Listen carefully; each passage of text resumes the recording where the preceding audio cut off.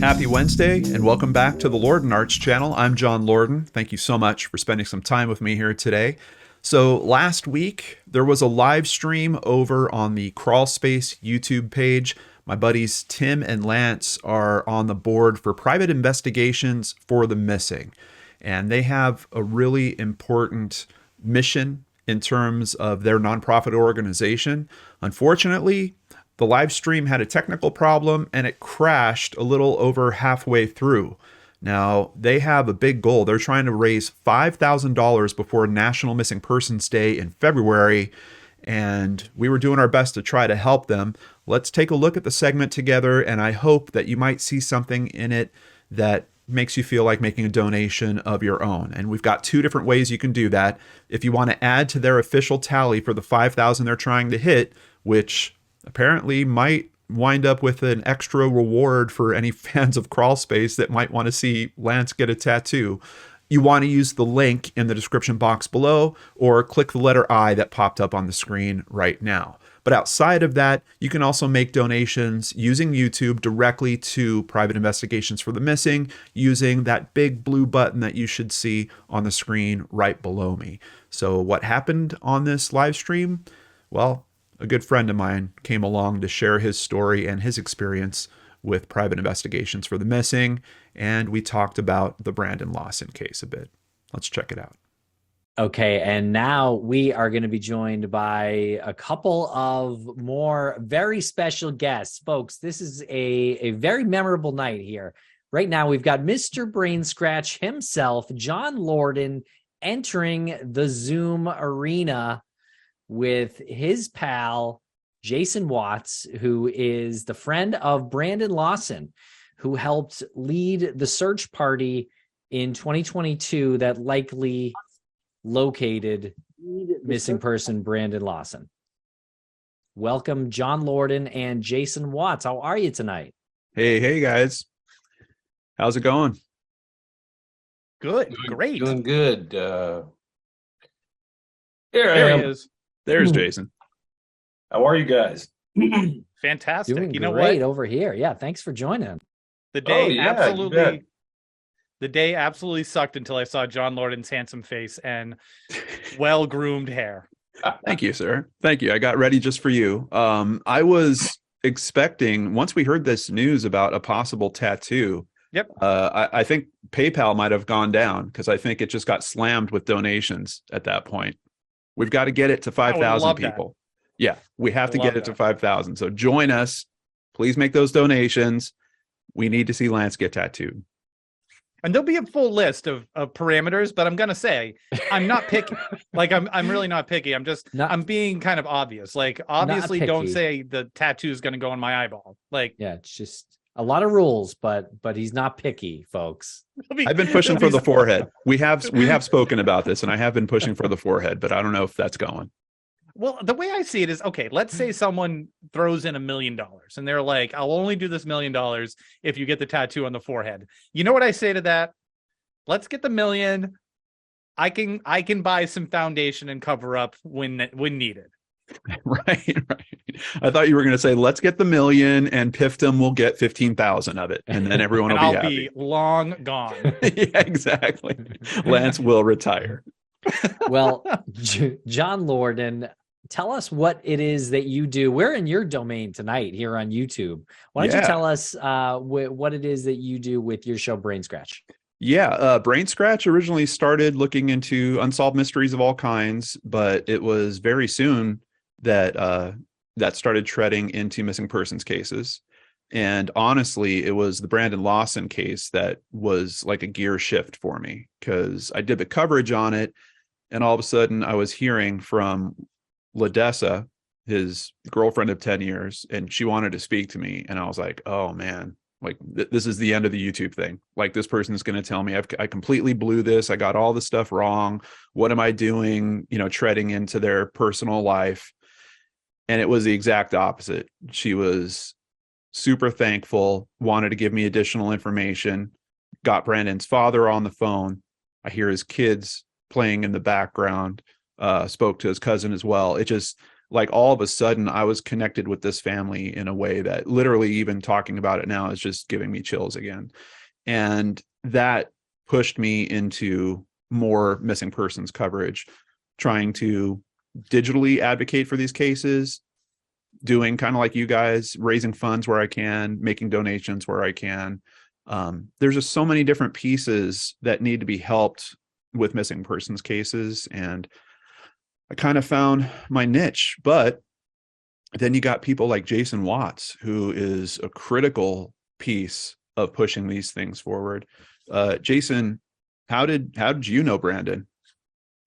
I went to high school with Brandon, had a couple of classes with him, saw him in the hallways. He stepped in for me a few times when I was getting smacked around by some of my upperclassmen. But yeah, so when he went missing, I took it upon myself to try to help his family out in any way that I could. Awesome. And yeah, it was CrimeCon that we first met at. And all of a sudden I'm hearing from this guy, Jason, and he's like, yeah, no, I'm going to find him. I'm going to keep going. I'm going to keep going until I find him. But I understand, Jason, that you had some help along the way there and some people that are now part of private investigations for the missing. You want to share some of that with us? Yeah. So, I've had the fortunate opportunity to meet a lot of good people in my journey of my advocacy with Brandon's case. Three of them are right here in front of me on this screen, you three. But private investigations for the missing, they really did help out with Brandon's case quite a bit. When it was at the CrimeCon event in 2019 in New Orleans, where I got the opportunity to meet Bruce Mayland. And, we talked a little bit and he shared, his vision for this nonprofit with me. And it's truly a vision that I share as well, trying to help families of missing persons. But they were kind of starting to get off the ground at that time, just starting to get off the ground. And one of the first things they did for their website was allow me to write a piece for their blog entry on Brandon's case. And it morphed from there when I met one of their private investigators, Lou Barry. He's a retired police chief who is now a private investigator and works for private investigations for the missing. I reached out to him right about the same time we were doing the CrimeCon event in New Orleans. Coincidentally, he had a trip planned to Texas to visit his son, who is stationed down here in the armed forces. And he agreed to meet with me and discuss the case with me. And we've been collaborating with each other ever since. He reached out to law enforcement in Brandon's case and tried to bridge that gap a little bit. He took an active role in, helping me plan the searches and help me come up with the most probable next course of action to take as far as locating Brandon. And he has just been a mentor to me. He's been a friend to me.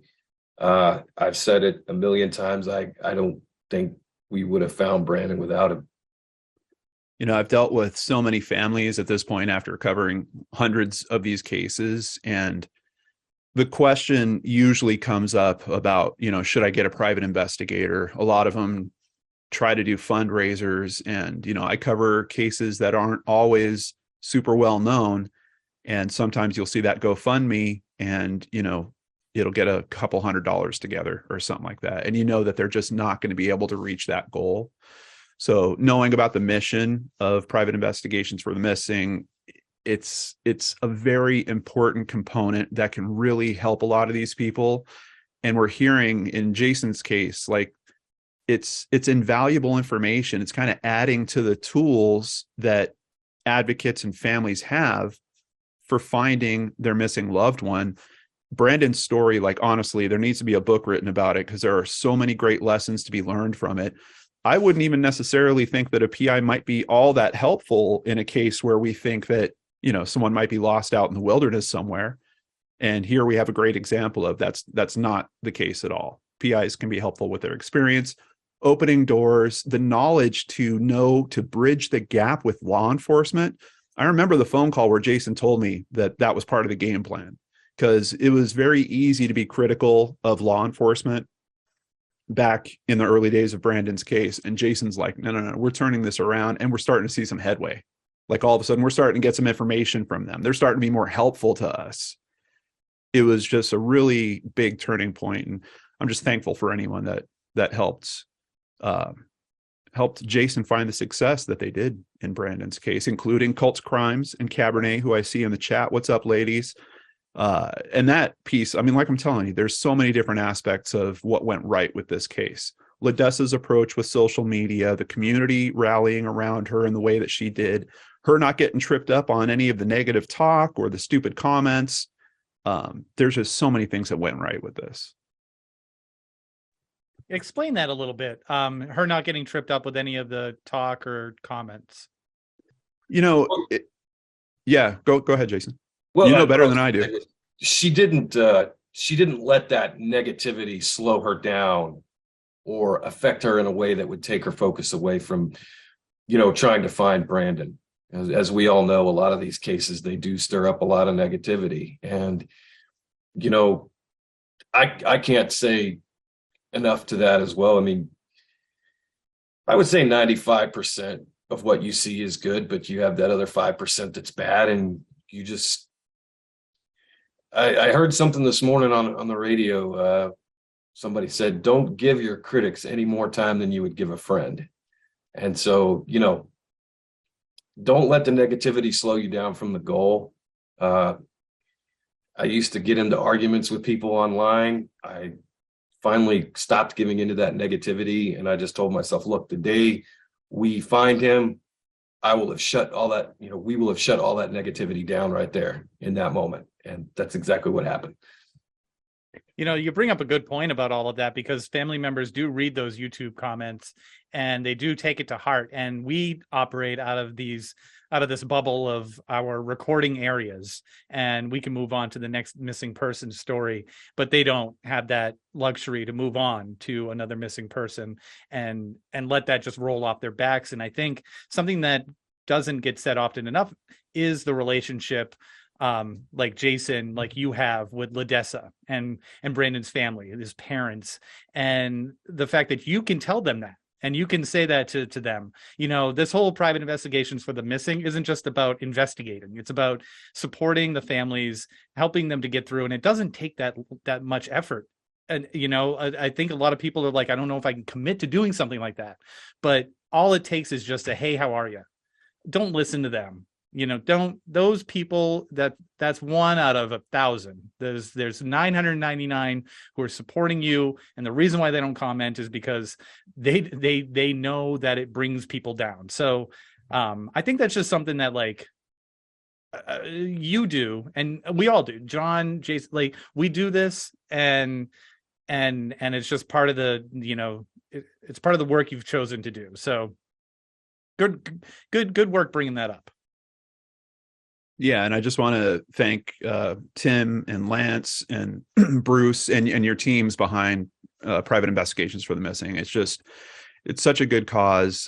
We've done fundraisers before on the channel. I'm actually the person that got it added to YouTube's nonprofit organization list so that you can add it to videos and stuff like that. And speaking of which, while you guys are running this, on every episode of Searchlight that's going to come out until we hit National Missing Persons Day in February, I'm going to do a mention about this. We're going to add the donation button specifically for private investigations to the missing to all of those videos. And we'll see what the LordanARTS community can do. I know there's a bunch of you in the chat here, but let's see some of my friends here step up and help out. Such a good organization. We've raised money for them previously. It's time to do it again. I can't tell you how many different families I speak to that are needing this type of service, and to know that Bruce Maitland has helped make this organization, and we've got such good people that are contributing and helping with it. We need a little more help. I'm hoping that you will take a moment, click that link down below, or hit the letter I in the upper corner, or use the blue YouTube button down below to make a donation, and let's help keep this great organization going. Thank you guys so much. I'll see you back here on the channel with a new video very soon. Take care.